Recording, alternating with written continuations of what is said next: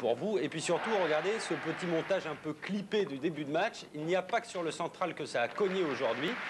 On a monté volontairement avec Jean-Bernard Contou des images un peu choc et vite comme ça. Regardez, ça va souvent très fort, très loin, côté Sampras ou côté Washington d'ailleurs. Ça, c'était un smash de Sampras. En voici un de Washington.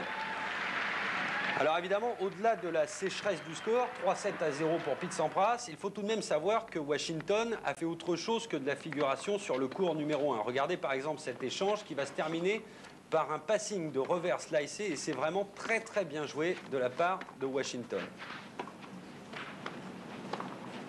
Il semble déborder, Sampras va prendre sa chance au filet, classique, et hop.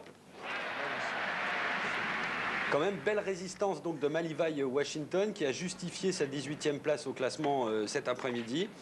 Ça, c'est l'un des plus beaux points du match. Un échange, encore une fois, qui semble s'offrir à Sampras, qui prend le filet et les jambes de Washington. Washington, c'est vraiment, sur le plan physique, c'est une vraie merveille. Cela dit, il est 18e mondial et il n'arrive pas à rentrer dans les 10 premiers. Il a fait quelques progrès en 3 ans. C'est vrai qu'il a fait un grand bond à l'ATP.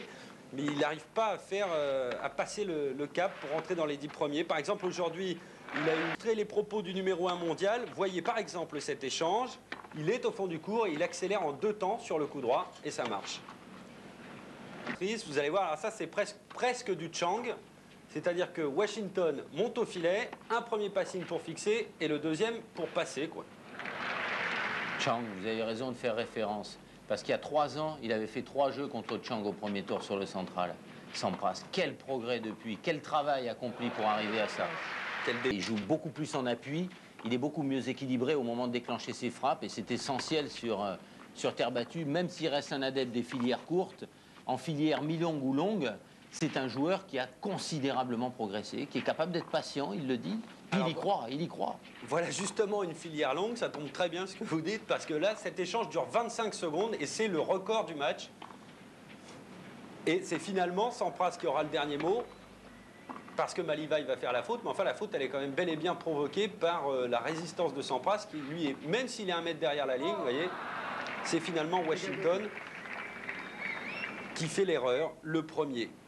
Alors là, on va rentrer dans des choses beaucoup plus habituelles chez Sampras, c'est-à-dire service volé. Edberg brun, parce qu'en fait, si on le teint en blond, c'est la même chose que ce qu'on a vu il y a 10 minutes. Hein. Avec un peu de nonchalance en plus, peut-être. Oui. Hein. Mais il tire moins la langue, hein, depuis qu'Agassi lui a reproché de tirer la langue et qu'il lui a envoyé un télégramme d'excuses.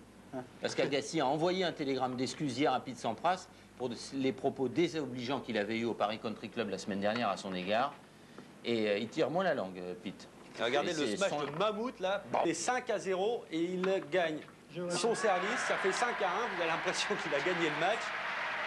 Ça lui évite la fatigue comme on dit, parce que dans le jeu suivant, Sampras sert pour le match évidemment, et regardez ce qui se passe, des volées, en voulez-vous, en voilà, une première volée de coup droit, la deuxième, si ma mémoire est bonne, c'est une volée de revers. Voilà. Et le plus significatif, c'est-à-dire qu'il y a un tout petit peu de patience de la part de Pete Sampras. Et dès qu'il y a l'ouverture, on va au filet, avec en plus un peu de réussite, c'est vrai. Vous allez voir. Un réflexe, mais ça marche. Voilà, revoir au ralenti, Patrice. Et moi, finalement, Sampras face à Bruguera, je crois que ça va vraiment être le choc après-demain. En tout cas, l'un des chocs, parce que... moi, j'ai vu un Sampras solide au fond du court quand même aujourd'hui, qui est capable de résister. Alors c'est vrai que Sampras a perdu assez sèchement à Düsseldorf il y a 15 jours, pendant la Coupe des Nations contre Bruguera. Il redoute énormément Bruguera, mais enfin,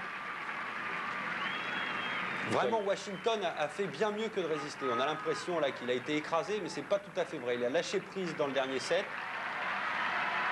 Il a vraiment très bien résisté. Ça a vraiment été un sparring partner idéal avant Bruguera.